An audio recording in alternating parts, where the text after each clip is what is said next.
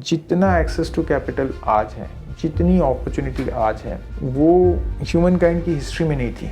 आप पहले ये चेक करिए कि आपका जो सोल्यूशन है वो एंटरप्राइज ग्रेड है या नहीं। So we are one of the few healthily profitable fintechs. ये हमारा जो कैक है, जो कॉस्ट टू एक्वायर है, वो ना के बराबर है। हाय गाइस, मेरा नाम है साहिल खन्ना और स्वागत है आपका इस सीरीज के अगले पार्ट के अंदर। और आज हमारे साथ में एक नए फाउंडर आए हैं सैस कंपनी से और फिनटेक का कॉम्बिनेशन भी है। तो चलिए जानते हैं उनसे उनके बारे में। Hi, I'm Avinash. I'm the CEO and MD of Zaggle. We are a SaaS fintech company digitizing spends to drive growth and unlock value through automated workflows. अरे भाई, ये तो आपने एलिवेटर पिच मार दी। सही बात है। हाँ, तो बेसिकली समझाओगे क्या करते हो आप? देखिए, हम कंपनियों के साथ काम करते हैं। कंपनियां बहुत कुछ आज जो है वो मैन्युअली कर रही हैं। बड़ी कंपनियां, छोटी कंपनियां, स्टार्टअप्स।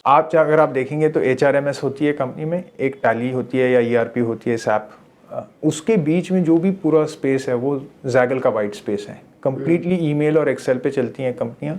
और आज अगर आपको कोई ट्रेल देखना है कि क्या हुआ है एक साल पहले, कोई एक्सपेंस आपने इनकर करी है, ये क्यों करी, किस बेसिस पे ये वेंडर आपने चूज करा, उसकी सिलेक्शन क्या हुई, कितने वेंडर आपने ऑनबोर्ड करे, क्या कोट आई थी, ये डेटा सारे लोगों की ईमेल्स और एक्सेल पे ही रहती है। तो इसका कोई ट्रेल नहीं है, इसकी कोई ऑप्टिमाइजेशन नहीं है, कोई डिजिटाइजेशन नहीं है। We step in, we digitize this entire journey and we then marry it with payment instruments. So हमारा सॉफ्टवेयर है जो ये आपको डिजिटाइज करके देता है, और हमारी पेमेंट इंस्ट्रूमेंट है which is a combination of either credit card or prepaid card. We have both options. So it allows you to make your payments to the vendors also. है ना? तो आपकी पेमेंट्स जो हैं वो आप हमारे कार्ड से कर सकते हैं, या जो एम्प्लॉयज़ एक्सपेंसेस इनकर करते हैं उनके रिएम्बर्समेंट्स, उनके टैक्स बेनिफिट्स, उनके रिवॉर्ड्स, ये सारे हमारे कार्ड पे एक साथ आ जाती है। तो कॉन्सेप्ट ये है कि आप एम्प्लॉय को एक सिंगल ऐप देते हैं, एक सिंगल कार्ड देते हैं। वो सिंगल कार्ड और सिंगल ऐप से अपनी सारी जो एक्सपेंसेस है कंपनी के लिए, या उनके जो टैक्स बेनिफिट्स जो आ रही हैं, वो सारी एक ही कार्ड पे आती हैं, एक ही ऐप में वो मैनेज कर पाते हैं। तो बेसिकली आप एक इंटरफेस हो जो कि आपके जितना भी अकाउंट्स है, जो भी आपका टीम मैनेजमेंट है, उन सबको आपस में कनेक्ट कर रहा है। हाँ जी, इनसाइट्स भी दे रहे हैं। इनसाइट्स भी दे रहे हैं, और उसके साथ जो पेमेंट्स हैं, जो भी पेमेंट्स कर रहे हैं लोग, जैसे आप रिवॉर्ड दे रहे हैं किसी को, तो उसकी जो पॉइंट्स हैं, वो रिडेम्पशन जो होती है पॉइंट्स की, वो हमारे प्लेटफॉर्म के थ्रू होती है। या आपके पास dealers, distributors, agents, retailers, influencers हैं, तो उनको आप रिवॉर्ड कर रहे हैं, तो उनको या तो रिवॉर्ड्स हमारे ऐप के थ्रू उनके प्लेटफॉर्म से वो रिडीम करते हैं, या उनके पास हमारा कार्ड होता है। Card could be physical, card could be digital. वो कार्ड पे जो पैसा आता है फिर उसको वो हर जगह पे यूज़ करते हैं। तो cards are both Visa, RuPay with multiple partner banks. मैं आपको एक क्लियर प्रॉब्लम बताता हूँ। आजकल इतना इंपॉर्टेंट हो गया है कि आप अपने रिएम्बर्समेंट और सैलरी को अलग रखें, क्योंकि अगर आपकी सैलरी अकाउंट में आपकी रिएम्बर्समेंट आती रही, 7 साल बाद, 5 साल बाद स्क्रूटिनी आ जाएगी इनकम टैक्स डिपार्टमेंट की, और इनकम टैक्स डिपार्टमेंट बोलेगी ये तो आपने एक्चुअली सैलरी दी है एम्प्लॉय को, पर आप बोल रहे हो इसको रिएम्बर्समेंट। अब 5 साल बाद बंदा शायद आपकी कंपनी छोड़ के भी चला गया, उसको पेनल्टी भी लग जाएगी, इनकम टैक्स भी लग जाएगी। तो आप जब तक उसको सेग्रीगेट करके रखते हो कि अलग कार्ड पे आ रहा है, भले ही वो वीसा कार्ड है, राइट, भले उस कार्ड को वो कहीं पे भी यूज कर सकता है, ऑनलाइन ऑफलाइन, पर वो एक अलग कार्ड पे आ रहा है, तो बहुत क्लियर ट्रेल रहती है कि हाँ ये रिएम्बर्समेंट वॉलेट में गया, ये मील वॉलेट में गया, ये फ्यूल वॉलेट में गया। ये तो वो फ्यूल में वॉलेट में जो गया है, उसकी फ्यूल अलाउंस, वो सिर्फ पेट्रोल या डीजल या जो भी डलवा रहा है उसको, वो पेट्रोल पंप पे चलेगा। तो वेरी क्लियर है कि कोई इनकम टैक्स वाला कोई भी पूछेगा तो it is very clearly segregated that this is expenses that Sahil has made only for fuel. There is no question that it can be used anywhere else. Okay. तो basically tally से आप connect कैसे कर रहे हो? Through APIs. तो मैं तो बिजनेसमैन हूँ, मेरे को तो आता नहीं टेक्निकल काम। नहीं, आपने नहीं करना, हमारी तो टैली के साथ ऑलरेडी कनेक्शन है। अगर आपने देखिए बेस सिस्टम यूज करना है, सिंपल सिस्टम, तो जरूरी नहीं है कि मेरा सिस्टम टैली के साथ कनेक्टेड है तभी काम करेगा। मेरा सिस्टम तो काम वैसे भी करेगा। अगर आपको अपना डेटा रियल टाइम में टैली में फीड करना है तो उसके लिए मैं आपको APIs दे रहा हूँ। नहीं है तो there is always a file upload option that is there, right. So that is always used by lot of companies. शुरुआत में they will take the simple DIY version, and उसको फिर बाद में वो चाहिए तो API इंटीग्रेशंस यूज कर सकते हैं, हमारे ओपन APIs हैं, या वो फिर बोल सकते हैं कि भाई मैं वो data through CSV file, excel file, मैं उसको टैली में अपलोड कर रहा हूँ। इम्पॉर्टेंट पॉइंट इज़ कि वो डेटा जो है आपका वो सिक्योर है, हम GDPR कंप्लायंट हैं, वो डेटा आपका क्लाउड पे है, आप 10 साल बाद भी उसको एक्सेस कर सकते हैं। तो यहाँ पे 3-4 क्वेश्चंस निकल के आए। बताइए। सबसे पहला तो ये क्वेश्चन निकल के आया कि आप टैली से डेटा उठा रहे हो और अपने इसके अंदर डाल रहे हो। अब मैं मान के चल रहा हूँ कि मैंने कहीं से कुछ चीज़ खरीदी। अब पहला क्वेश्चन ये है, क्या मैं आपके प्लेटफॉर्म के थ्रू उस पेमेंट को पे कर सकता हूँ? बिल्कुल बिल्कुल। ठीक है। अब दूसरा क्वेश्चन ये है कि मुझे किसी को पेमेंट देनी है, तो वो भी मैं कर सकता हूँ? हाँ जी। ठीक है। अब इन दोनों में कॉस्ट क्या आएगी? देखिए, 2 तरह के कॉस्ट आते हैं। एक तो सॉफ्टवेयर की सब्सक्रिप्शन फ़ी होती ठीक है ना? तो आपका पर मंथ पर यूज़र एक फ़ी होता है कि भाई आप हमारे प्लेटफॉर्म पे हैं, तो उसकी एक चार्ज होती है। वो प्राइस कहाँ से कहाँ तक वेरी करता है? वो प्राइस तो हमारा जो रैक रेट है, वो टिपिकली आज हम जो चार्ज करते हैं वो बहुत लो प्राइस चार्ज करते हैं, of 99 rupees per month per user, right?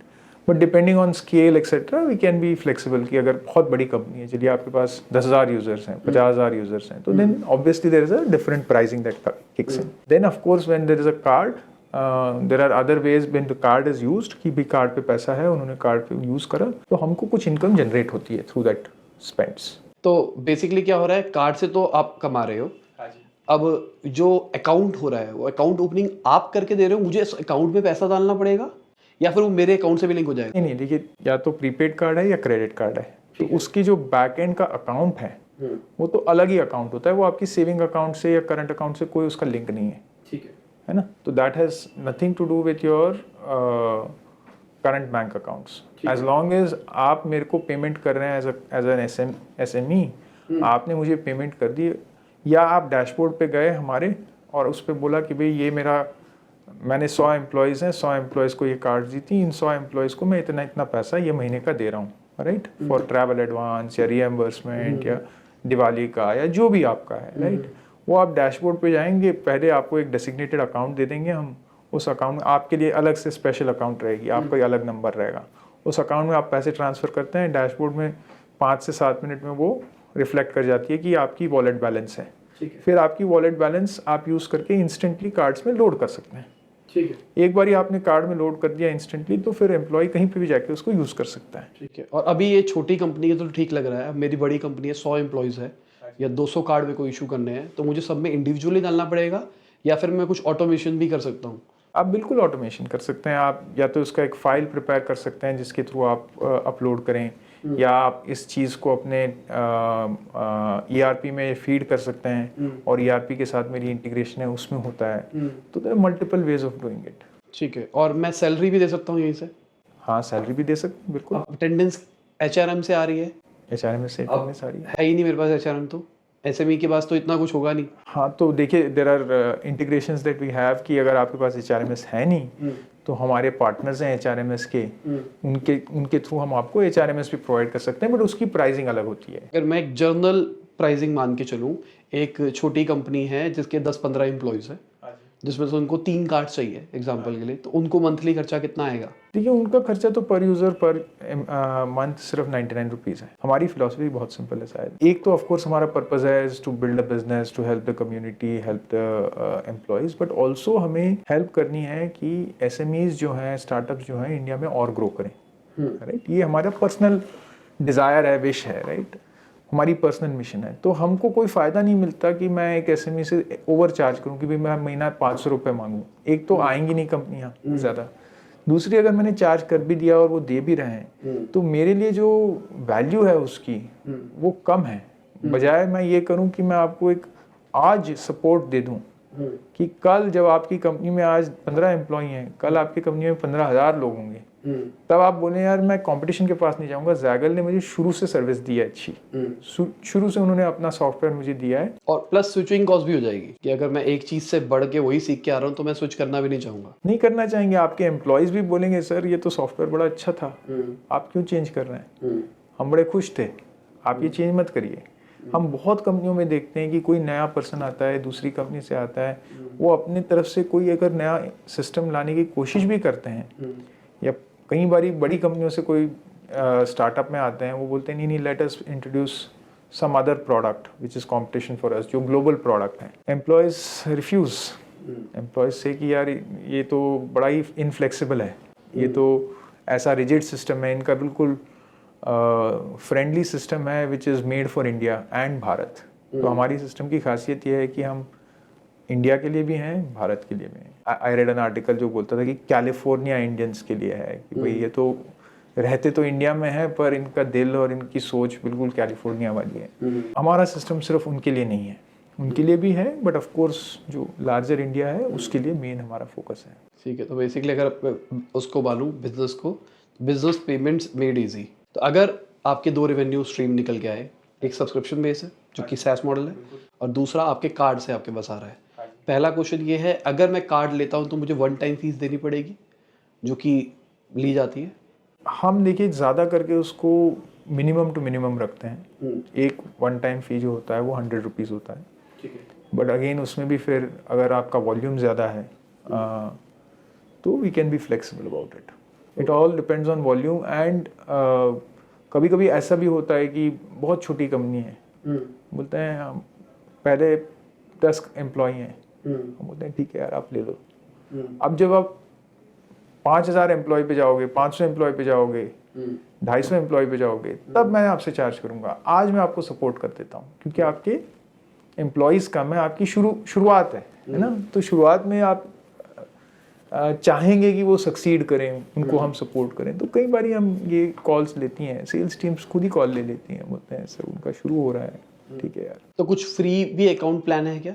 नहीं, मतलब देखिए अगर बहुत बड़ा अकाउंट है राइट, जैसे अभी हमारे कस्टमर्स हैं जैसे टेक महिंद्रा है राइट, परसिस्टेंट सिस्टम्स है, इन्फोसिस है, विप्रो है, माइक्रोसॉफ्ट है, ये सारी बड़ी आईटी कंपनीज हैं। नॉन आईटी कंपनीज भी बहुत सारी हैं, टाटा मोटर्स है, टाटा स्टील है, टाटा ब्लूस्कोप है, टाटा की कई कंपनियां हैं हमारे साथ, सीमेंट कंपनियां हैं। अब इनके केस में कई बार ऐसा होता है कि वो बोलते हैं कि भाई हमको एक फिक्स्ड फी दे दीजिए आप, अगर मेरे एम्प्लॉयज़ बढ़ें या घटें प्लेटफॉर्म पे, क्योंकि मेरे एम्प्लॉयज़ 10,000 हैं। अगर आप मुझे बोल रहे हैं कि पर एम्प्लॉय आप मुझे पर महीना 100 रुपया दे दो या 99 रुपये दे दो, तो ये तो मतलब मेरा महीने का 10 लाख का खर्चा आ जाएगा सॉफ्टवेयर का, तो साल का मेरा 1 करोड़ 20 लाख का खर्चा आ जाएगा। तो इट टू मच है हमारे लिए। Then we are flexible, sometimes we look at a fixed plan as well. वही बात करके चलते हैं, दो मॉडल हो गए, एक में आप पर ट्रांजिशन पे चार्ज आपको कमीशन मिल रहा है, और दूसरे पे जिनको नहीं पता, मतलब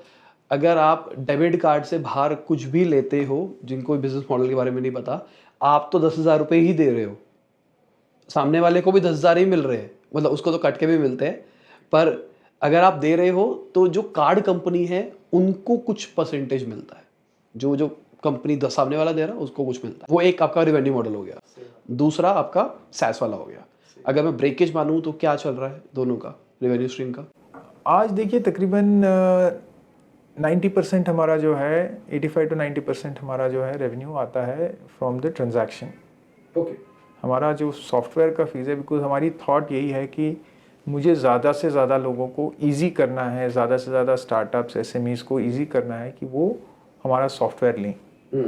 इंडिया में एक बड़ी प्रॉब्लम है कि जो अच्छी क्वालिटी की सॉफ्टवेयर है, आज नहीं है इतनी, शायद 5-10 साल पहले ज़्यादा था, बट आज भी है कि अच्छी क्वालिटी की सॉफ्टवेयर जो है वो ओनली फॉर कैलिफोर्निया इंडियंस हैं, वो भारत के लिए नहीं है। तो आपने अगर वो उस तरह से एक्सेस लिमिट कर दिया तो लॉन्ग टर्म में क्या होगा, नुकसान होगा कंपनी का, जैगल का नुकसान होगा, क्योंकि India is going to grow right, irrespective of whatever you say right, पर हम पीछे रह जाएंगे। तो ये रियलाइजेशन है कि स्वार्थ भी है, परमार्थ भी है, लोगों का भी अच्छा होता है और हमारी कंपनी का भी भला होता है। So we try to figure out कि ज़्यादा सॉफ्टवेयर पे फीस का बर्डन ना डालते हुए एक रीजनेबल रह के उसको चार्ज करें, बट हम दूसरे सोर्सेज से, मर्चेंट से भी हम इनकम अर्न करते हैं। तो जब ट्रांजैक्शन होती है उससे हमको इनकम आती है। फिर हमारे पार्टनर मर्चेंट्स हैं, हम काफ़ी सारे लोगों को पार्टनर मर्चेंट्स पे डील्स, ऑफर्स, कूपन्स देते हैं। तो एक तो जो यूज़र है उसको भी वो डील का फ़ायदा मिलता है, और उसके ऊपर क्योंकि हमने उस यूज़र को उस मर्चेंट के पास लेके गए, उस टाइम पे लेके गए, तो हमको भी मर्चेंट से कमीशन आती है। तो वो भी हमारा एक इनकम सोर्स है। आज बहुत ज़्यादा नहीं है वो, बट कोविड के चलते थोड़ा वो टफ हो गया, बट अभी फिर से पिकअप हो रहा है, क्योंकि अभी दुकानें खुल रही हैं, लोग वापस बाहर खर्चा कर रहे हैं, ऑनलाइन भी खर्चे जो बढ़ चुके थे कोविड के टाइम पे वो उसी लेवल से ही बढ़ते जा रहे हैं, लोगों का खर्चा ही बढ़ गया है अभी। तो of course merchants need that. तो मैं एक बार ये मर्चेंट वाला भी समझा दूं, जैसे आप बहुत सारी ऐप्स देखते हो उसमें आपको दिखता है कि नेटफ्लिक्स जो 700 रुपये का प्लान है वो आपको 300 रुपये का मिल रहा है। तो बेसिकली ऐसे ऑफर्स ये देते हैं और उसमें अकाउंट आपने खोल लिया तो अकाउंट ओपनिंग फीस नेटफ्लिक्स दे देता है ना, कुछ छोटा सा अमाउंट आपको दे देता है as a part of affiliate types. तो यहाँ पे एक क्वेश्चन निकल के आया है मेरा, आपने फ्री की तरफ क्यों नहीं सोचा इसको? जो आपका सब्सक्रिप्शन मॉडल है उसको फ्री की तरफ क्यों नहीं सोचा? क्योंकि आपका मेजर पोर्शन तो वहाँ से आ रहा है। अगर आपने इसको फ्री किया तो आप शायद पेनिट्रेशन ज़्यादा कर पाओगे। सवाल आपका एकदम सही है, बढ़िया है। उसके दो कारण हैं। एक तो लाइफ में ऐसा होता है साहिल जी कि अगर कोई भी चीज़ बिल्कुल ही फ्री मिल जाए ना तो आदमी उसको वैल्यू नहीं करता। हमें चाहिए कि हमारे यूज़र जो है हमारा सॉफ्टवेयर यूज़ करें, पर फ्री की चीज़ जो है वो फ्री रहती है तो यूज़ नहीं होती, राइट। दूसरी चीज़ क्या है कि जब आप उसको एक फ़ी लगा रहे हैं तो आपको पता है कि भाई कल को अगर मेरा ट्रांजैक्शन इनकम कुछ हो गया, जैसे कोविड के टाइम एक ऐसा फेज था कि मेरी जो दुकानों में ट्रांजैक्शन थी वो बिल्कुल ही ज़ीरो हो गई क्योंकि सारी दुकानें बंद थी, है ना।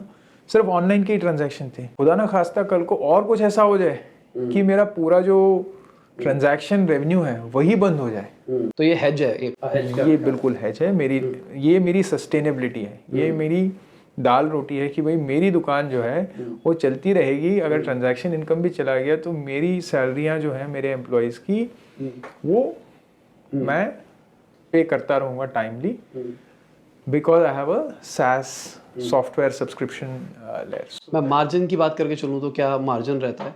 जैसे अगर आप किसी को 99 रुपीज़ वाला प्लान दे रहे हो तो उसमें मार्जिन क्या है? देखिए मार्जिन तो उसमें बहुत हाई रहता है क्योंकि मेरी ऑलरेडी इन्वेस्टमेंट हो चुकी है उसमें और मैं सॉफ्टवेयर पे जो है कंटिन्यूअसली इन्वेस्ट कर ही रहा हूँ, है ना। क्योंकि सॉफ्टवेयर की दुनिया में क्या होता है, टेक्नोलॉजी की दुनिया में, कि अगर आपने इन्वेस्टमेंट करना बंद कर दिया तो आज का तो आपका चल जाएगा, कल जो है आपका बहुत ही डार्क है। तो आपको सॉफ्टवेयर में मस्ट है कि आप कॉन्टिन्यूसली इन्वेस्ट करते रहें।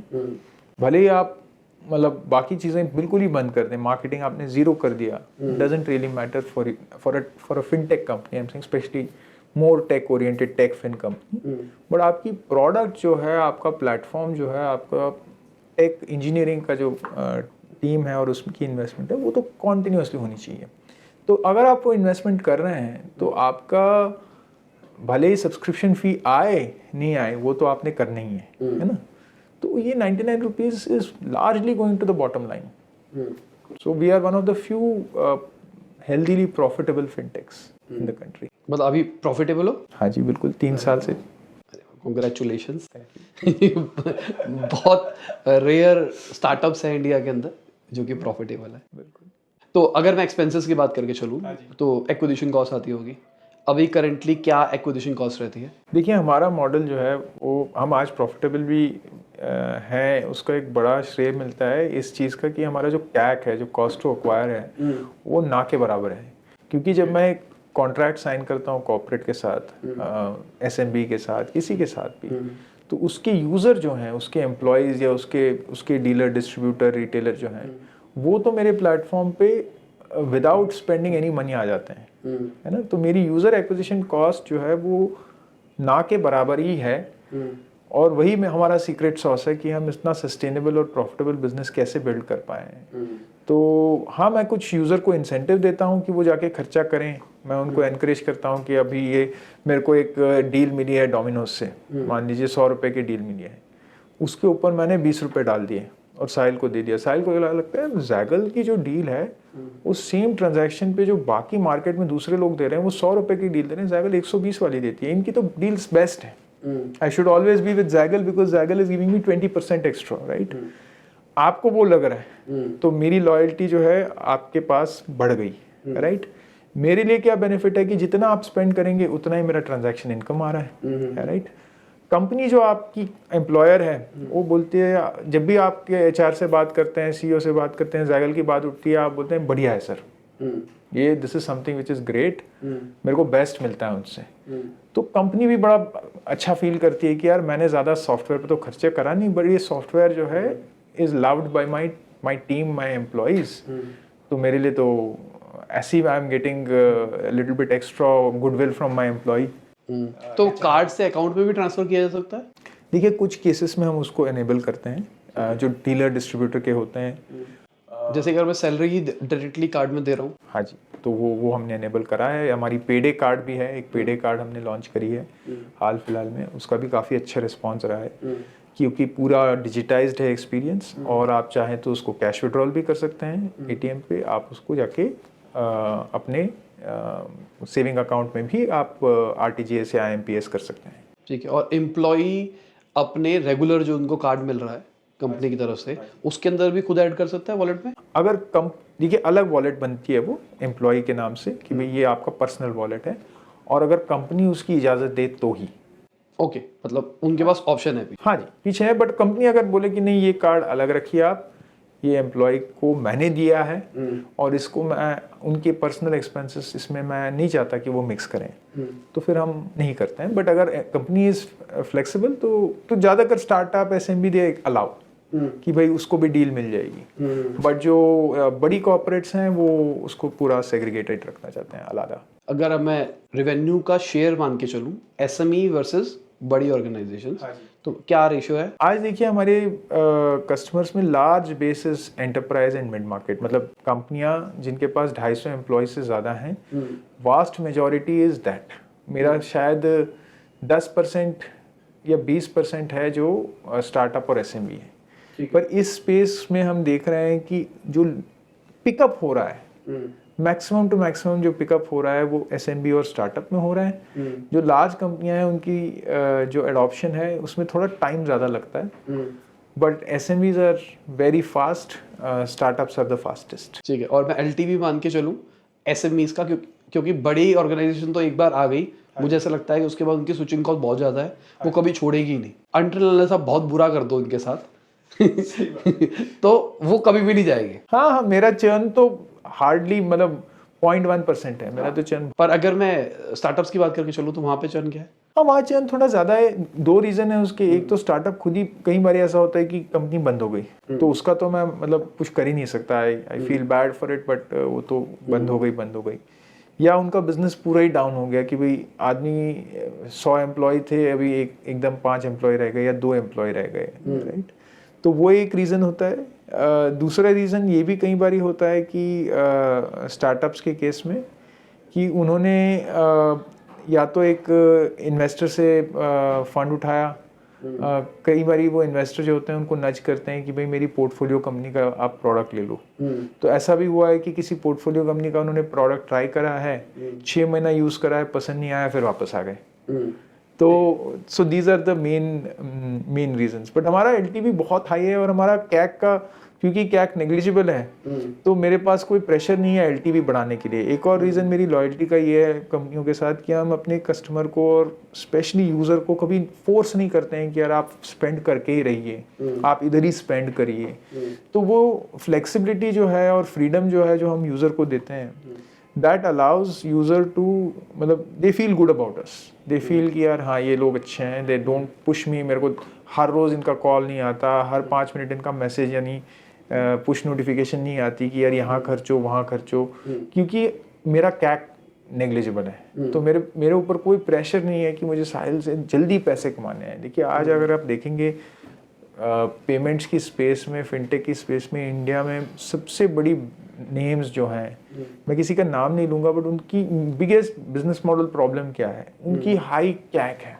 उनकी कैक इतनी हाई है और हिस्टोरिकली भी बहुत हाई है, तो उनके एक्यूमुलेटेड लॉसेस भी बहुत हैं कि जो पुराने उनके पाप हैं वो कैसे धुलेंगे। तो वो फिर यूज़र पे प्रेशर कर रहे हैं कि भाई आप और खर्चिए और आप ऐसे मेरे को रेवेन्यू जनरेट करके दीजिए, मेरी वॉलेट पे स्पेंड आए। You can't force. आप नंबर्स बताओगे क्या, कॉम्पिटिटर्स का कैक कितना रहता है और आपका कैक कितना रहता है नंबर्स पॉइंट ऑफ व्यू में?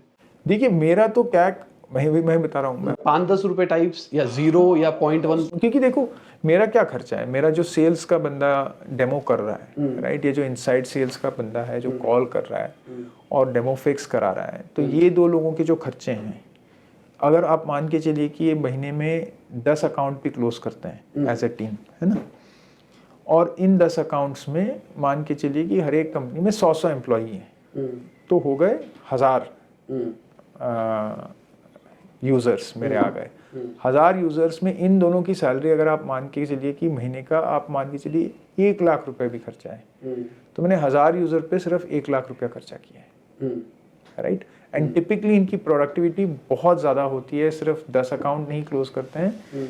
10 अकाउंट क्लोज भी करें तो इसमें सेग्रीगेशन रहती है कि कुछ अकाउंट्स ऐसे हैं जो 5000 एम्प्लॉय के हैं, कुछ अकाउंट्स, एक अकाउंट होगा जो 3 या 5000 एम्प्लॉय का है, एक अकाउंट होगा जो 500 एम्प्लॉय का है, फिर बाकी होंगे छोटे छोटे। तो टोटल नंबर ऑफ यूजर जो है that will start looking more like 10,000, right. तो 10,000 यूजर के लिए मैंने अगर 1 लाख रुपया खर्चा कर दिया तो मेरा 10 रुपया है, तो 10 रुपया ही है मेरा क्या। और कॉम्पिटिटर्स की अगर हम बात करके चले तो उनका क्या रेंज रहता है? तो 1000 रुपए, 1500 रुपए, दैट इज द टिपिकल। अगर मान के चले तो 12-13 महीने में रिकवर करे, तभी उनके कॉस्ट भी, उनके रेट प्राइसेस भी ज़्यादा होते हैं। प्राइसेस भी ज़्यादा होते हैं और उनका प्रेशर भी ज़्यादा होता है यूज़र पे कि भाई आप खर्चा करिए, यहाँ करिए, वो करिए। प्रेशर जो आप यूज़र पे डालेंगे तो यूज़र आपसे नाराज़ होके या तो एटराइट कर जाएगा, या जैसे अभी कोई और प्लेटफॉर्म है, जैसे आप मान के चलिए कि यूपीआई पे बहुत सारी प्लेटफॉर्म्स आ गई हैं, गूगल पे आ गया है, ये आ गया है, जो फ्री चल रही हैं। उनकी मोनेटाइजेशन स्ट्रेटजी बिल्कुल ही अलग है। गूगल तो पेमेंट पे पैसे नहीं कमा रहा, गूगल तो पेमेंट पे डेटा एक्यूमुलेट कर रहा है और उनकी जो एड रेवेन्यू है वो एड से कमा रहा है। दैट्स व्हाट मेरी अंडरस्टैंडिंग है। तो जो फिनटेक कंपनी का बेस बिजनेस था of doing fintech and payments, they are left high and dry. तो आप अगर प्रेशर नहीं डालेंगे तो यूजर आपके पास रहेगा, प्रेशर खुद ब खुद ही खर्चा करेंगे। आप अगर उन पर बहुत प्रेशर डालते हैं तो लोग चले जाते हैं। तो अभी आपने बताया कि आपके पास बड़े क्लाइंट हैं जैसे माइक्रोसॉफ्ट वगैरह, तो एक्वायर कैसे किया था? देखिए, ओवर टाइम जब हमने इन कंपनियों को रीच आउट करा तो इनका अप्रोच वाज अगेन कि हम एक पर्टिकुलर पीस, हमारा एक पर्टिकुलर प्रॉब्लम है, उसको आप सॉल्व करके दीजिए, राइट। तो भले ही हो सकता है कि भाई उन्होंने अपने एम्प्लॉयज़ के लिए कुछ एक प्रोग्राम करना चाहा। जैसे मैं माइक्रोसॉफ्ट की बात करता हूँ, बहुत सालों से हमारे साथ हैं, पर जब कोविड आया तो उन्होंने एक नो टच फिलॉसफी अप्लाई करी और वो चाहते थे कि भाई जो भी उनका रिवॉर्ड दे रहा है, specially for COVID, they wanted to give some extra benefit to their employees. पर उनकी आस्क थी कि जो भी बेनिफिट जा रही है वो विदाउट टच चले, मतलब कि आप कोई फिजिकल कार्ड ना भेजें, आप कोई फिजिकल मेलर ना भेजें, आप केवाईसी जो कर रहे हैं वो फुल्ली डिजिटली करें। या ऐसा नहीं हो कि कोई बायोमेट्रिक डिवाइस लेके जा रहा है, उसको वहाँ पे अपना फिंगर डाल के वो बायोमेट्रिक करना है। क्योंकि उस दौरान अगर आपको याद होगा साहिल, तो इतना डर था, कोई लोग ही बाहर की चीज़ छूना ही नहीं चाहते थे, राइट। जो पार्सल भी आते थे, स्पेशली आईटी के एम्प्लॉयज़, तो और भी मतलब दे फील कि भाई मैं और भी सेफ रहूं, उनका थॉट वैसा रहता है। हमने देखा है कि तो पार्सल भी आते थे तो हफ्ता 10 दिन बाहर रख के उसको धूप में सुखा के अंदर लेके आते थे। तो और कंपनियों को टेंशन क्या होती है कि भाई मेरा 10,000 एम्प्लॉई हैं, 12,000 एम्प्लॉई हैं, उसमें से, क्योंकि तब कोविड तो पीक पे था, तो अगर 100 लोगों को भी कोविड हो गया या 10 लोगों को भी कोविड हो गया, अब वो क्यों हुआ पता नहीं, राइट। पर अगर ज़ाइगल की प्रोडक्ट छूने की वजह से हुआ है करके किसी के माइंड में आ गया, तो फिर माइक्रोसॉफ्ट को इतनी कंप्लेंट्स जाएंगी कि यार आपने ऐसा कुछ एक स्कीम निकाला जिसकी वजह से एम्प्लॉय को कोविड हो गया। तो no company wants to take that risk. So उन्होंने पूरी मार्केट में रिसर्च करी और देखा कि कौन सी कंपनी है जो उनको एक कम्प्लीटली नो टच ऑफरिंग दे सकती है, and they found that we were one of the ones, very few ones who were able to give them end to end no touch experience. So they moved a lot of that piece to us, right. So ऐसे ऐसे instances पूरे time में आते गए हैं कि या तो कंपनी हमारे साथ है, एक पर्टिकुलर यूज़ केस के लिए हमारे साथ हैं, जैसे एम्प्लॉय रिवॉर्ड्स हो गया या एम्प्लॉय रिएम्बर्समेंट्स हो गया, और उन्होंने बाद में देखा कि भाई अच्छा इनका प्लेटफॉर्म तो बढ़िया है, इनका सोल्यूशन तो अच्छा है, मैं इसको एक्सटेंड कर दूं एंड टू एंड, तो सारे एम्प्लॉयज़ के लिए एक्सटेंड कर दिया। उससे पहले क्या था, Microsoft used to use select employees की जो रिवॉर्डिंग है, तो मान लीजिए उनके 12-13 हज़ार एम्प्लॉय हैं इंडिया में, उसमें एक छोटी सेगमेंट के लिए ही वो हमको यूज़ करते थे फॉर रिवॉर्ड्स। तो फिर जब ये आया तो we were there, right place right time. ऐसे करके बहुत सारे जो आप कंपनियां देखेंगे तो एक पर्टिकुलर, जब तक आप कंपनी का प्रॉब्लम नहीं सॉल्व कर रहे हैं, एक real problem and in a manner कि उसकी वो वैल्यू करें, आपको एंट्री नहीं मिलेगी बड़ी कंपनियों में, राइट। एंड अगर कोई स्टार्टअप चला रहे हैं या एसएमई चला रहे हैं, मैं उनको यही एडवाइस दूंगा कि don't go after the big clients just कि भाई मेरे रोस्टर में बड़ी क्लाइंट्स हैं। आप पहले ये चेक करिए कि आपका जो सोल्यूशन है वो एंटरप्राइज ग्रेड है या नहीं। हमारा सोल्यूशन भी शुरुआत में, जब हमने 10 साल पहले शुरू करा था, तो शुरुआत में नहीं था। 2018 के बाद ही हमने हमारा पूरा टेक स्टैक रीइन्वेंट करा, और वो टेक स्टैक रीइन्वेंट करने के बाद ही हमारा सॉफ्टवेयर जो है बहुत तेज़ी के साथ अडॉप्ट हो गया। उससे पहले अडॉप्शन थी पर थोड़ी लिमिटेड थी, ज़्यादा हमारा कार्ड का अडॉप्शन था। जो सॉफ्टवेयर का अडॉप्शन जो बढ़ा वो लास्ट उस दौरान में था, क्योंकि ओवर टाइम हमने इन्वेस्ट करा था टू इम्प्रूव द सॉफ्टवेयर। आहिस्ते आहिस्ते आहिस्ते हम जितना भी इन्वेस्ट कर पा रहे थे, हम सॉफ्टवेयर और टेक्नोलॉजी में ही इन्वेस्ट कर रहे थे। एंड 2018 के बाद we saw that accelerated growth. तो my suggestion to companies would be to be clear कि आपका टारगेट सेगमेंट क्या है, आपका प्रोडक्ट आप जानते हैं बेस्ट कि कहाँ यूज़ हो सकता है और उसकी क्वालिटी क्या है। अगर वो एंटरप्राइज ग्रेड नहीं है तो don't try to force it to be sold to an enterprise, वो वैसे भी एंटरप्राइज लेगी नहीं। अपनी ओरिजिन स्टोरी बताओगे, कैसे शुरू किया था? कंपनी के एक्चुअली फाउंडर है राज, मैं कंपनी का एमडी और सीईओ हूँ। जब 2011 में मैं राज से मिला था तो उनका विजन था सर का कि मुझे कुछ ऐसा इकोसिस्टम बिल्ड करना है जो कंप्लीटली नेटवर्क एग्नोस्टिक है। तो एक खुद का एक सिस्टम रहेगा जहाँ पे there be merchants, there be businesses, there be users and then there be other partnerships. दूसरी चीज़ उनकी फिलॉसफी ये थी कि मुझे कुछ ऐसा बिजनेस बिल्ड करना है जो कल को मैं ग्लोबल भी ले जा सकूं, जो टेक पे बेस्ड हो, जो स्केलेबल हो, और जिसके बारे में हमें कुछ इंसाइट रहे which is different from the rest of the market. तो अनफेयर एडवांटेज हमारा कुछ थोड़ा रहना चाहिए था। तो ये 4 सिद्धांत थे और मुझे ये चीज़ें अच्छी लगी।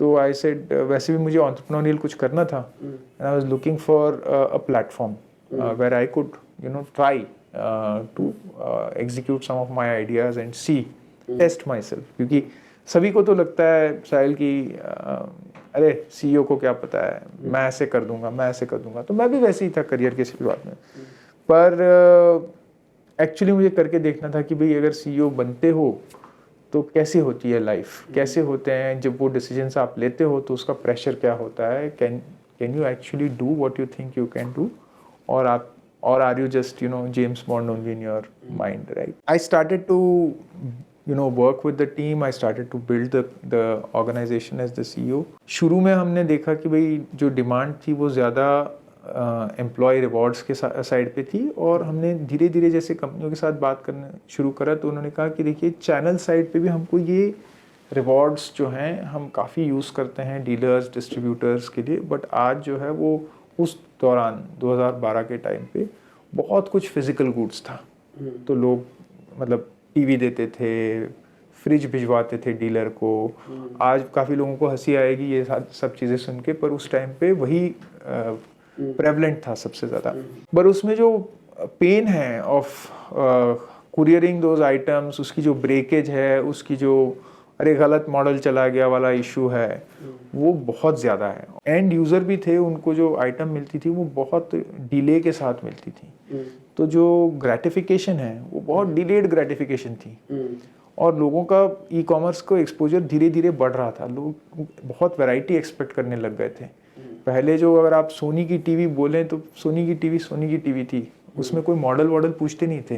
और 2012, 13, 14 तक लोग उनको एक स्पेसिफिक मॉडल चाहिए था, 36 इंच वाला चाहिए था, राइट। तो ये जो है फिर कंपनियों के लिए बहुत मुश्किल हो गया मैनेज करना। तो हमने वो प्लेटफॉर्म क्रिएट करा कि भैया आपके पास एक कैटलॉग रहेगी, आप कुछ यूज़र को पॉइंट्स देंगे और उस कैटलॉग में वो जाके वो वाउचर्स रिडीम करेंगे। तो वाउचर हो सकता है आपका क्रोमा का होगा, वाउचर हो सकता है आप कैटलॉग, वो बुक वाली कैटलॉग होती थी, ऑनलाइन कैटलॉग। बुक वाली कैटलॉग हमने कभी करी नहीं। हमारा पूरा philosophy was always to digitize पहले से ही, कि भाई इसको डिजिटल कैसे लेके जाए। तो ऑनलाइन कैटलॉग रहेगी, लोग ऑनलाइन आएंगे, उस कैटलॉग में अपना वाउचर चूज़ करेंगे, वाउचर उनको हम भेजते थे as a email and SMS। तब अभी व्हाट्सएप उतना प्रेवलेंट था नहीं। एंड जैसे जैसे फीचर फ़ोन से लोग मोबाइल पे आने लग गए, तो आई थिंक 14-15 या 15-16 में हमने हमारा ऐप भी लॉन्च करा। तो बाय देन ऐप्स की पेनिट्रेशन काफ़ी हो गई थी, तो ये सारे यूज़र्स के पास फीचर फ़ोन्स थे, तो वो अपने ऐप पे ही रिडेम्पशन कर लेते थे। वहाँ से हमने देखा कि जो एम्प्लॉई साइड थे, बहुत सारी कंपनियां हमको बोलने लग गई कि भाई ये चैनल साइड का तो आपने प्रॉब्लम सॉल्व कर दिया है, वेरी गुड।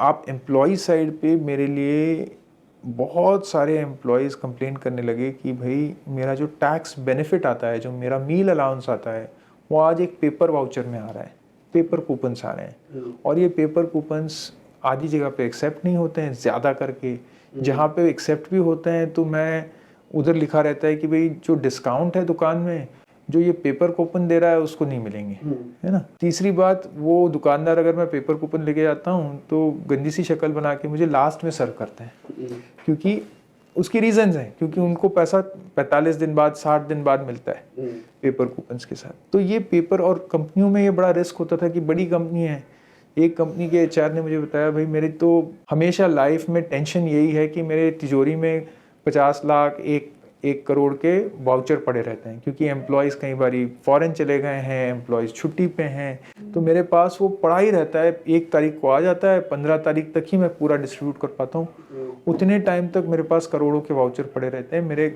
लॉकर उन्होंने बनाया था, और लॉकर दिखाया उन्होंने मुझे कि देखिए एक पूरा गोदरेज का लॉकर है मेरे पास, और मैं ये तिजोरी में रख रहा हूँ। ये क्या मतलब बकवास है, ये आज की दुनिया में ऐसे कैसे हो रहा है।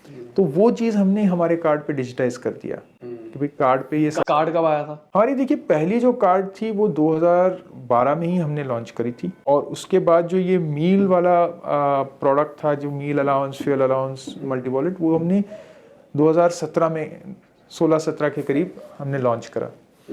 तो उसमें पहले हमने सिर्फ मील का कार्ड बनाया, फिर लोगों ने कहा अरे हमारा फ्यूल भी अलाउंस आता है, उसको भी आप एक मल्टी वॉलेट बना सकते हैं क्या। तो हमने फ्यूल का भी फिर 99 वॉलेट्स एक ही साथ बना दिए हमने, कि कार्ड एक ही है पर उसमें वॉलेट्स 99 है, तो हर एक वॉलेट का जो स्पेंड है वो उसी पे ही रिस्ट्रिक्टेड होता है। तो अगर आप रेस्टोरेंट में जाएंगे तो मील वॉलेट से डेबिट होगा, पेट्रोल पंप पे जाएंगे तो फ्यूल वॉलेट से। वो पता कैसे लगेगा?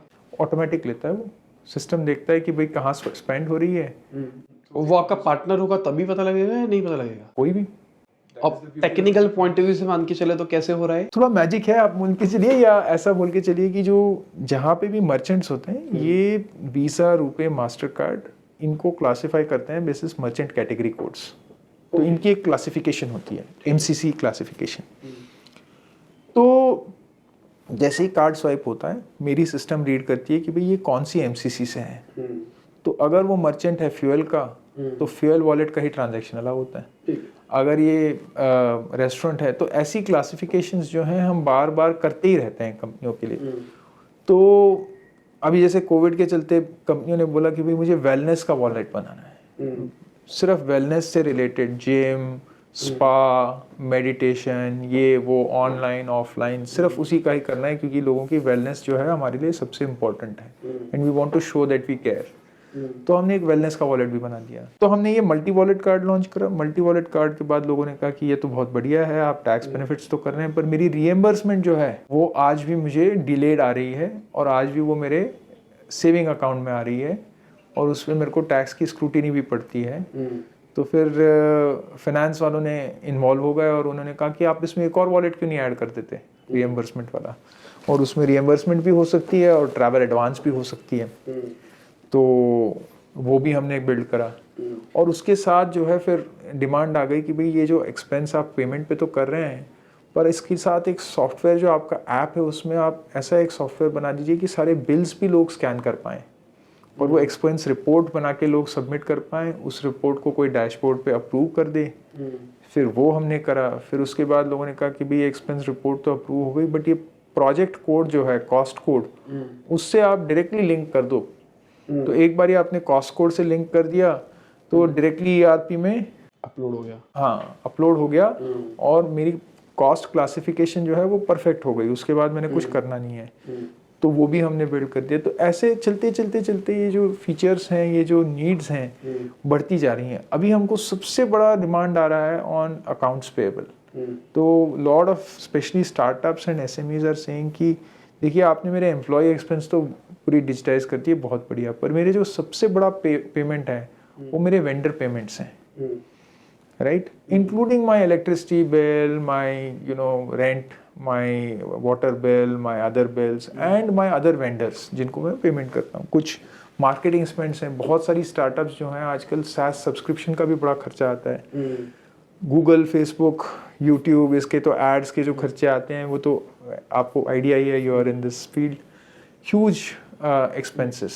तो उसको आप कैसे डिजिटाइज करेंगे, उसको आप कैसे ट्रैकेबल करेंगे, उसको आप कैसे ऑप्टिमाइज करेंगे। और अब ये खाली इंडियन प्रोडक्ट है, मतलब इसमें INR के अंदर पैसा स्टोर कर सकता हूँ या USD के अंदर भी कर सकता हूँ? देखिए, आज जो हमारा प्रीपेड कार्ड है वो INR का कार्ड है। हमारा जो क्रेडिट कार्ड है, it allows you to do foreign transactions also. Okay, तो क्रेडिट कार्ड जस्ट हमने अभी मतलब इंट्रोड्यूस करा है। ठीक है। तो क्रेडिट कार्ड साथ में मिलता है उसी प्लान के अंदर? हाँ जी। और एक छोटे बिजनेस मतलब जो 99 रुपीज़ वाला प्लान ले रहा है उसको क्रेडिट कार्ड डेबिट कार्ड दोनों मिल जाएगा? डेबिट कार्ड तो हम करते ही नहीं है, प्रीपेड कार्ड करते हैं। कई बारी कंपनियां जो है क्रेडिट प्रेफर करती हैं, उनको क्रेडिट मिलता है। अगर वो क्वालिफाई करती हैं तो उनको हम क्रेडिट कार्ड दे देते हैं, उसकी जो फीस है वो अलग रहती है। बट अगर क्रेडिट कार्ड के लिए क्वालिफाई नहीं कर रहे हैं आप, क्योंकि आपकी क्रेडिट स्कोर हाई नहीं है या वॉट एवर रीजन, तो आप प्रीपेड कार्ड लेते हैं। ठीक है। तो अगर प्रीपेड कार्ड पे इंटरनेशनल ट्रांजेक्शन नहीं हो सकती अभी के टाइम पे? मतलब RBI का रेगुलेशन बहुत क्लियर है साहिल, कि जो फॉरेक्स कार्ड है, फॉरेक्स प्रीपेड कार्ड है, उसमें सिर्फ फॉरेन की ही ट्रांजैक्शन, तो मतलब आपके पास अगर एक आपने $US का फॉरेक्स कार्ड लिया तो उसको आप इंडिया में नहीं यूज़ कर सकते हैं। और अगर इंडियन कार्ड आपने इंडियन रुपी का कार्ड यूज़ किया तो उसको आप बाहर नहीं यूज़ कर सकते हैं। तो ये RBI की लिमिटेशन है। तो जैसे हमारे डेबिट कार्ड होते हैं उसे हम इंटरनेशनल पेमेंट कर देते हैं, डेबिट कार्ड में अलाउड है कि आप प्रीपेड इंटरनेशनल और डोमेस्टिक दोनों भी कर सकते हैं। क्रेडिट कार्ड में भी अलाउड है कि आप इंटरनेशनल और डोमेस्टिक दोनों भी कर सकते हैं। प्रीपेड में RBI ने ये रिस्ट्रिक्शन लगा रखी है कि जो फॉरेक्स कार्ड है वो सिर्फ बाहर यूज़ होगा, जो रुपी कार्ड है वो सिर्फ इंडिया में यूज़ होगा। ठीक है। तो इसमें कुछ ऐसा ऑटोमेशन लगा सकते हैं, क्रेडिट कार्ड के लिए मैं एलिजिबल हूँ, ठीक है, पर हमको इंटरनेशनल पेमेंट करनी होती है, तो हमने क्रेडिट कार्ड ले लिया, अब प्रीपेड में पैसे डाल दिए। मतलब ज़्यादातर क्रेडिट कार्ड यूजर्स जो इंडियन ऑडियंस है उनके दिमाग में ये है, भाई क्रेडिट कार्ड बर्बाद कर देता है, क्योंकि एक टाइम के बाद अगर पैसे देना भूल गए तो कंपनी खून चूस लेती है। ऐसा नहीं है। मतलब ऐसा मेंटेलिटी है एक बेसिक बिजनेसमैन की। तो एक कुछ ऐसा ऑप्शन है जैसे हमारे नॉर्मल बैंकिंग में होता है कि हम ऑटोमेशन लगा सकते हैं? एब्सोल्युटली। तो देखिए, एक तो आप अपना लिमिट एकदम मिनिमम सेट कर सकते हैं, है ना, और आप प्रीपे कर सकते हैं। तो मान लीजिए आपने लिमिट अपना 100 रुपया कर दिया या 1 रुपया कर दिया, और आपने कहा कि जो भी मेरे को स्पेंड करना है क्रेडिट कार्ड पे तो मैं उसको प्रीपे कर दूंगा, है ना। तो आपने मान लीजिए 10,000 रुपये कार्ड पे डाले तो आपका लिमिट 10,000 रुपये हो जाता है, और उसके बाद आप 10,000 रुपये तक का खर्चा कर सकते हैं, इंटरनेशनल और डोमेस्टिक, राइट। वो आपने 1 लाख रुपया डाला तो आप 1 लाख रुपये की ट्रांजैक्शन कर सकते हैं। तो वो तो सुविधा है ही क्रेडिट कार्ड में। दूसरी चीज़ क्या होता है, एक्चुअली एक नोशन इंडिया में लोगों को करेक्ट करना चाहिए कि हर एक चीज़ का सदुपयोग भी हो सकता है, दुरुपयोग भी हो सकता है। कोई भी मैं आपको चीज़ बताऊं, आप उसको उससे बेनिफिट, जैसे सोशल मीडिया लीजिए। सोशल मीडिया एक ऐसी चीज़ है, बहुत लोग बोलते हैं अरे बच्चे खराब हो रहे हैं, ये हैं, पर आज के बच्चे जो हैं उनका जो एक्सपोजर जो है वो इतना बेटर है कंपेयर टू आवर टाइम। हमको तो कुछ पता ही नहीं था कि लाइफ क्या है, दुनिया क्या है, राइट। पर आज ये बच्चों को काफ़ी जानकारी है, काफ़ी एक्सपोजर है, उनकी थिंकिंग इतनी एक्सपैंड हो चुकी है, वो अपने मम्मी पापा को समझाते हैं कि भाई ये गैजेट कैसे यूज़ करना है, ये कैसे करना है। तो वो एक डबल एज सॉर्ड है, राइट। बहुत बारी लोग बोलते हैं अरे पैसा तो आदमी को बिगाड़ देता है ना। वो भी डबल एज सॉर्ड है। It is not the money और द सोशल मीडिया और any of these things, it is how we use it. Knife है, वो तो सर्जन भी यूज़ करता है और कसाई भी यूज़ करता है, दोनों के पास चाकू ही है, पर वो अपनी तरह से यूज़ करते हैं। तो क्रेडिट कार्ड भी वैसे ही है। अगर आप इसको स्मार्टली यूज़ करें तो आपके बिजनेस में ये बहुत बेनिफिट कर सकता है, क्योंकि एंड ऑफ द डे आपको free on the tap access to credit है। Of course it is powerful, so it can be harmful for you also if you are not careful. तो क्रेडिट कार्ड का इसमें businesses के लिए एक फ़ायदा ये है कि एक तरह से मान के चलते 1 करोड़ रुपए वर्किंग कैपिटल मिल गया आपको, 51 दिन तक का, अप टू 51 डेज का आपको फ्री क्रेडिट मिल सकता है। हाँ। तो इसको बहुत सारे बिजनेसेस यूज़ कर सकते हैं अगर वो स्मार्टली समझे तो।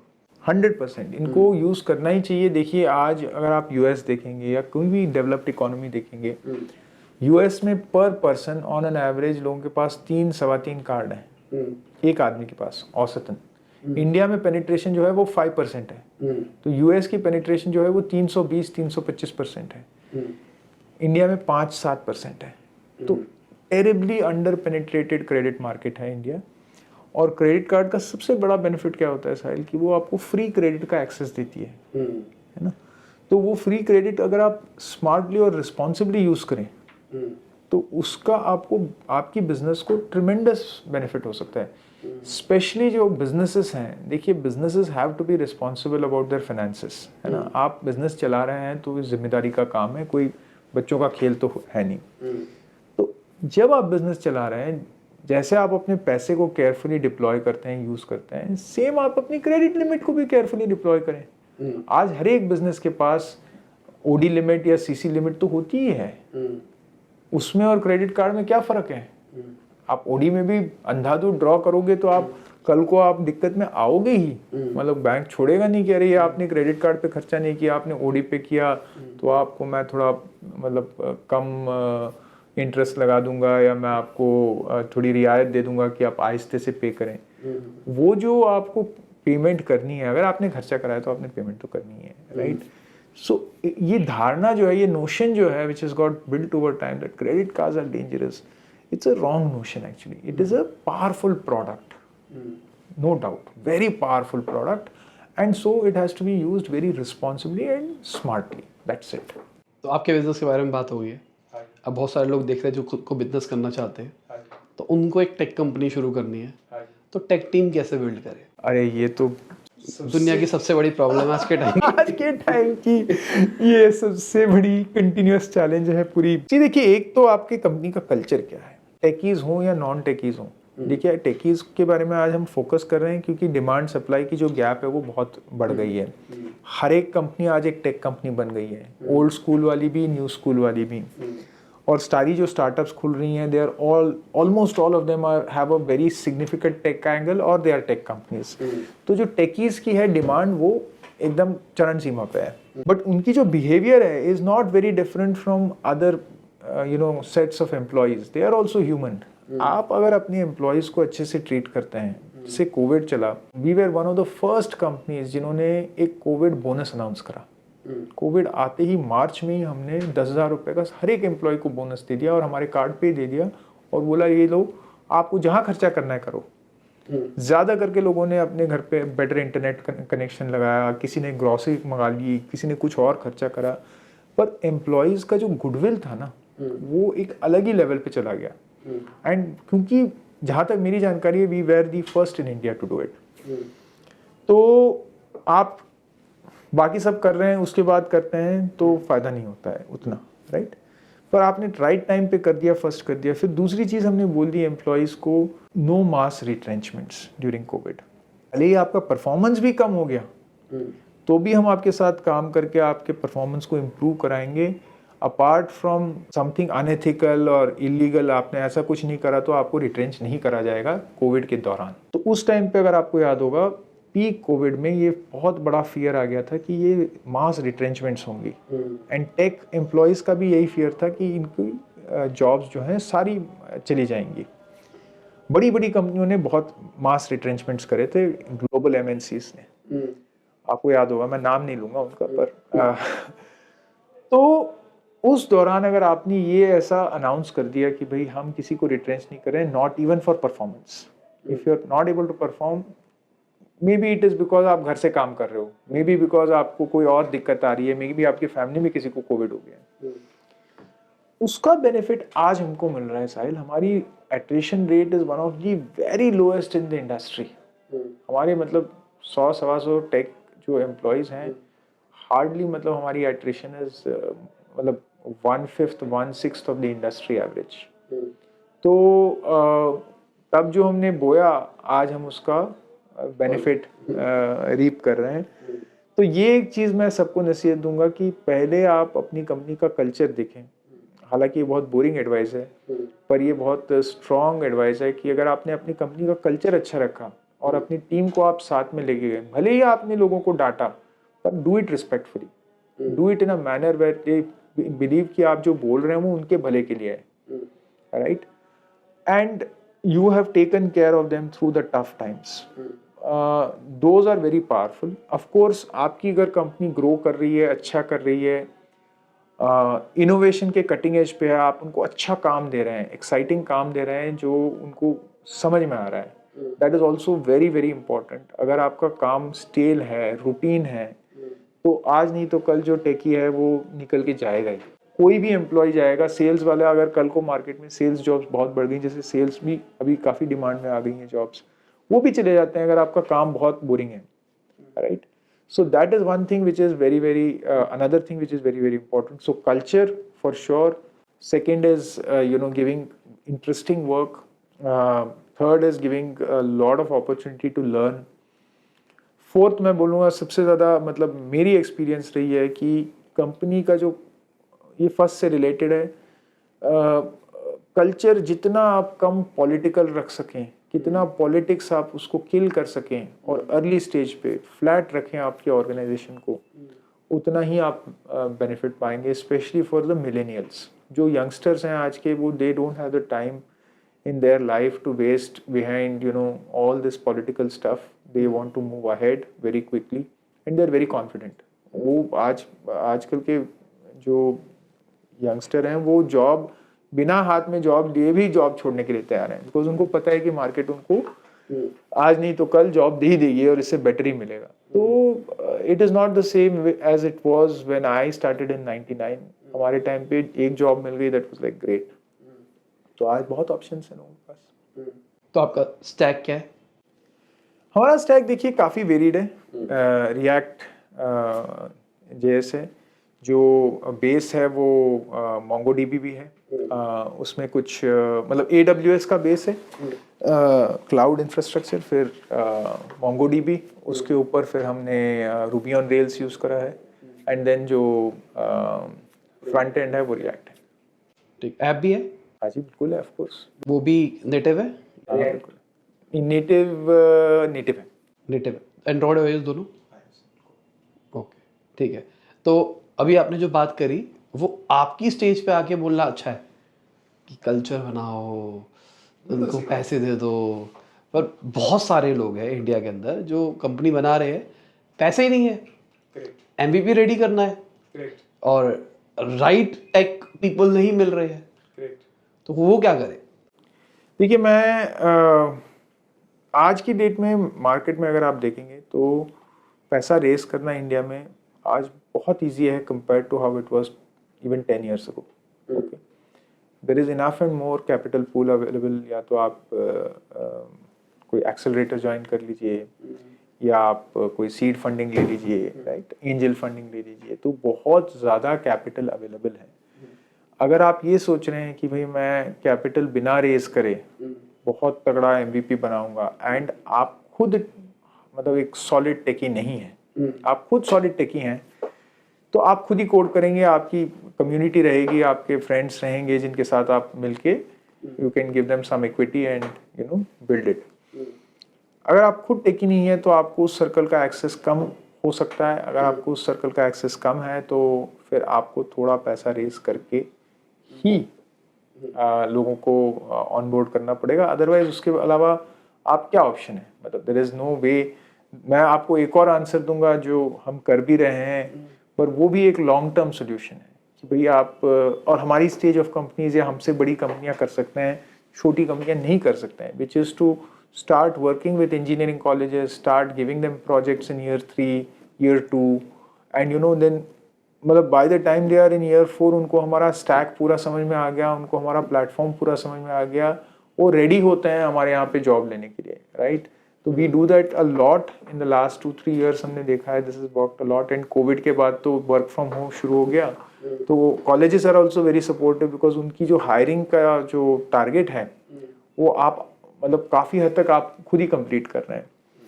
पर ये again this is a thing which requires a certain amount of scale. Company का ब्रांड होना चाहिए, कंपनी की प्रॉफिटेबिलिटी होनी चाहिए, या बहुत आपने अच्छा पैसा रेस करा होना चाहिए, उसके बाद ही आप ये चीज़ कर सकते हैं. आप इससे पहले एकदम अर्ली स्टेज में नहीं कर पाएंगे। तो आपको पैसा रेज करना चाहिए अगर आपके पास ये नीड है, otherwise there is no third way.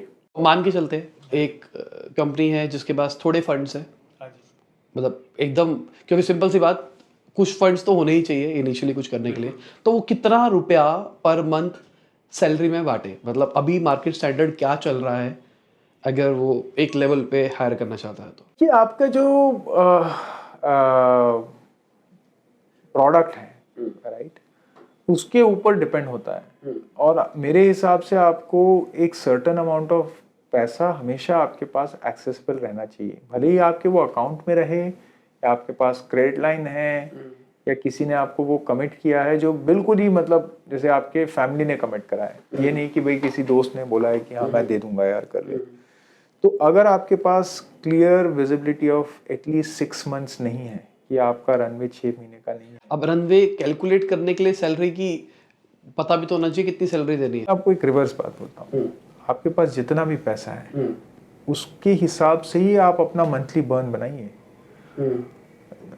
India is a nation of जुगाड़, ठीक है, आपको खर्चा उतना ही करना है कि जितना आपके पास 6 महीने का, तो मिनिमम टू मिनिमम मैं बता रहा हूँ, 6 महीने इज लाइक दी मतलब कट ऑफ। आप मान के चलिए कि 12 महीने का आप हिसाब लगाइए कि भाई मुझे 12 महीने, अगर मेरे पास आज मान के चलिए कि 50 लाख रुपए हैं, ओके, तो 50 लाख डिवाइडेड बाय 12, ओके, तो मैं महीने का 4 लाख से ज़्यादा मेरा एक्सपेंस नहीं होना चाहिए। भले ही आपने अपने बाकी साथियों को बोल दिया कि यार आप हाफ सैलरी पे काम करें, या जिनको नीड नहीं है उनको बोले यार आप डिफर कर दो अपनी सैलरी, राइट, कि भाई आपका जब हमारा फंड उठेगा तब आपको सैलरी मिलेगी, राइट, या आप उनको थोड़ी ज़्यादा ईसॉप दे दें, राइट, इक्विटी दे दें, पर आप अपना बर्न 4 लाख से ज़्यादा ना करें। और 4 लाख में आएगी कितने लोग? अब देखिए, वही मैं बोल रहा हूँ, आपको इनोवेटिव होना पड़ेगा, आप कितनी ईसॉप दे रहे हैं उस पर डिपेंड करेगा, आपकी रिलेशनशिप कितनी स्ट्रांग है उनके साथ ये डिपेंड करेगा, आप कितना गिग इकोनॉमी पे डिपेंड कर रहे हैं कि भाई मेरा रियलिटी है ये कि भाई there are lot of people who are doing consultant work, तो वो आपके फुल टाइम रोल पे नहीं है, राइट। ऐसा भी मुझे सुनने में आया है कि लोग 2 जॉब्स उठा रहे हैं, आई विल एब्सोल्युटली से कि नहीं करना चाहिए लोगों को, पर लोग कर रहे हैं ये, राइट। मैं तो इनकरेज करता नहीं हूँ इसको, क्योंकि कहीं ना कहीं ये गलत है फंडामेंटली। तो पर आपको देखना पड़ेगा कि आपकी सिचुएशन में what is it that works well for you. There are lot of people who will say कि यार मेरे को आप इक्विटी दे दो, मेरी एक डे जॉब है, मैं वीकेंड्स और इवनिंग्स में मैं आपके साथ जुड़ के काम करूंगा 6 महीना फ्री ऑफ कॉस्ट, राइट, पर मुझे आप इक्विटी दे दो, राइट, और 6 महीने बाद जब आप पैसा उठा लोगे तो I will leave my job and join you. So you need to be मतलब फ्लेक्सिबल। आपको जो एक चीज़ मैं हमेशा बोलता हूँ साहिल, जितना एक्सेस टू कैपिटल आज है, जितनी अपॉर्चुनिटी आज है, वो ह्यूमन काइंड की हिस्ट्री में नहीं थी। And India is in such a beautiful position. आप मतलब ये चीज़ हम अगले आज नहीं रियलाइज़ कर रहे हैं, ये 30 साल बाद हम रियलाइज़ करेंगे कि wow, India was in such a good place in 2022, right. तो ये जो अपॉर्चुनिटी है ये फिर से आएगी नहीं, राइट। इस सिनेरियो में, इस सिचुएशन में आपको ये देखना है कि भाई हम कैसे एक मिडिल पाथ ढूंढ पाएँ, एक फ्रूगल इनोवेशन के पाथ में, कि हम अपना जो MVP है उसको निकाल पाएँ ताकि हम पैसा रेस कर पाएँ। If you are not able to do that also, if you don't have the hustle to be able to do that, then you are not an entrepreneur. फिर आप बेटर है कि एक रेगुलर जॉब ही करें। I mean, मैं थोड़ा strong words use कर रहा हूँ, बट आपको कहीं ना कहीं वो हसल होना पड़ेगा कि भाई मैं, क्योंकि आप देखिए फ्लिपकार्ट, आप कोई भी इंडियन कंपनी देखिए जो ग्राउंड सब बिल्ड हुई है, जब उन्होंने शुरू करा था तो कुछ ही नहीं था, देयर वाज नथिंग, राइट। तो इन some ways I will say मतलब राज सर की जर्नी भी वैसी ही है। When he start off with nothing in 2000 in India, right. तो वो एंटरप्रेन्योर्स जो हैं, I rate those entrepreneurs much higher, because आज की जो जनरेशन जो शुरू कर रही है, and maybe I sound old, आज के challenges ज़्यादा हैं एक्सेट्रा, बट आज compared to the opportunities that those challenges are nothing. And अगर आप फिर भी आप complain कर रहे हैं, so my suggestion to those youngsters would be to roll up your sleeves, toughen up, and either raise more money before or spend less. इस दोनों के अलावा और कोई तीसरा उपाय है नहीं. या तो आप अपने खर्चे घटा लो या और पैसा उठा लो. अब पैसा नहीं उठ रहा तो खर्चा घटा दो. अगर आप में फायर है तो आदमी कुछ ना कुछ तो जुगाड़ निकाल ही लेता है. अगर आपको एक्सक्यूजेस देनी है, क्योंकि आज की डेट में अपॉर्चुनिटी इतनी ज़्यादा है. यही चीज़ मैं नहीं बोलता इन द पास्ट. मतलब देखिए, और वो अपॉर्चुनिटीज़ इंडिया में खुलती आई हैं फ्रॉम 91. प्री लिबरलाइजेशन इंडिया में बहुत कम अपॉर्चुनिटीज़ थी. जो भी स्मार्ट लोग थे या तो वो IAS बनते थे, गवर्नमेंट जॉब में जाते थे, या फिर वो बाहर चले जाते थे. बट पोस्ट लिबरलाइजेशन आहिस्ते आहिस्ते आहिस्ते इंडिया में बहुत अपॉर्चुनिटीज़ खुल गई. And all of us have benefited in that. I have benefited tremendously from that as well. तो आज की जो जनरेशन है, इनके पास जितनी अपॉर्चुनिटीज़ हैं, वो अभी भी अगर वो कंप्लेन कर रहे हैं कि I am not able to figure out a way, then I think there is something fundamentally wrong in the attitude of the person in question. तो अब हम आ रहे हैं अपने रैपिड फायर राउंड की तरफ. ठीक है, बैक टू बैक क्वेश्चंस हो गए आपसे. और आपको एक आंसर चुनना है. एंड्रॉइड और iOS? Android. फंडिंग और बूटस्ट्रैप? Bootstrap. एंजल और वेंचर? Venture. डेट और इक्विटी? Debt. फैमिली और बिजनेस? Business. फेम और मनी? Money. कस्टमाइजेशन और स्टैंडर्डाइजेशन? Standardization. B2B और B2C? B2B. ESOPs या फिर डेट? ESOPs. वेज और नॉन वेज? Veg. प्रॉफिटेबिलिटी और स्केलेबिलिटी? Scalability. लार्ज टीम और small team? Small team. Owning और रेंटिंग? Renting. आउटसाइड फूड या होममेड? Homemade. फॉर्मल एजुकेशन या फिर self taught? Formal. Morning person या night owl? Morning. Best startup इन India right now? अपना नाम नहीं लेना है. मतलब क्या स्केल पे बोल रहे हो आप? किसी भी स्केल, आप जिसको कहते हो यार क्या काम कर रहे हैं, क्योंकि अपना नाम तो बोलोगे, हर एक को अपना अपना लगता है यार आप क्या काम कर रहे हैं. पर दूसरा हमारे काम से फुर्सत मिले तो दूसरों को. Nykaa is a good example. आपकी हॉबीज क्या है? स्पोर्ट्स, ट्रैवलिंग, रीडिंग, फैमिली के साथ टाइम स्पेंड करना. 5 फेवरेट बुक्स बता दो. इन रैंड का है Fountainhead, how to build a good life करके एक बुक है. बहुत सारी बुक्स हैं जो मैं पढ़ता हूँ. Right, off hand if I have to recollect, there is a hard मतलब इसकी बेन हॉरोविट्ज की बुक है, hard things, that's good. 0 to 1 by Peter Thiel. And I think there's a book called Sapiens. बहुत बढ़िया book है. तो सबसे पहले थैंक यू, बहुत मज़ा आया. तो बहुत सारे हमको ऐसे लोग देख रहे हैं जो स्टार्टअप शुरू करना चाहते हैं या फिर कर रहे हैं, क्या एडवाइस देना चाहोगे आप उनको? मेरे हिसाब से स्टार्टअप की जो जर्नी है वो एक सेल्फ डिस्कवरी और मतलब तपस्या है. ये आप उसको उसी हिसाब से सोचिए. Do not go for glory, do not go for money. It is a journey of self actualisation.